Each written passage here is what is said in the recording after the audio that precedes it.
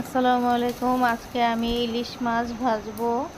ইলিশ মাছ ভাজার জন্য আগেই আমি পরিষ্কার করে কেটে ধুয়ে রেখেছিলাম, সাথে মশলা দিয়ে কিছুক্ষণ মেরিনেট করে রেখে তারপরে এখন আমি ফ্রাই প্যানটা গরম হওয়ার পরে সরষের তেল দিয়ে ইলিশ মাছ দুইটাকে সুন্দরভাবে আস্তে আস্তে ভেজে নেব। তারপরে সবাই মিলে খেয়ে ফেলবো। এবং ইলিশ মাছ কার কার পছন্দ সেটা কমেন্টে জানাবেন। আর আমার তো খুবই ভালো লাগে, ইলিশ মাছ ভাজা হলে আর কিছুই লাগে না।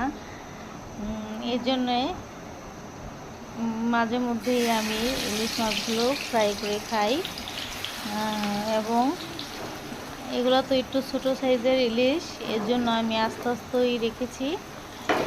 পিস করলে ভালো লাগে না, আস্ত মাছটাকে আস্তে আস্তে সুন্দরভাবে ভেজে নিলে খেতে দারুণ লাগে। আর আপনাদের যদি আমার ভিডিওটা ভালো লাগে থাকে তাহলে লাইক এবং শেয়ার করে পাশে থাকবেন। সবাই ভালো থাকবেন। আসসালামু আলাইকুম। ভিডিওটা দেখার জন্য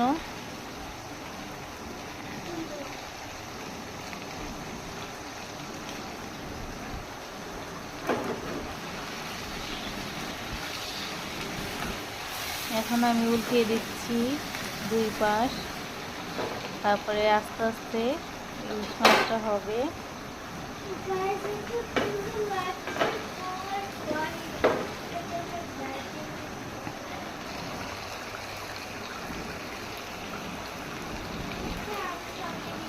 সবাই ভালো থাকবেন। আসসালামু আলাইকুম।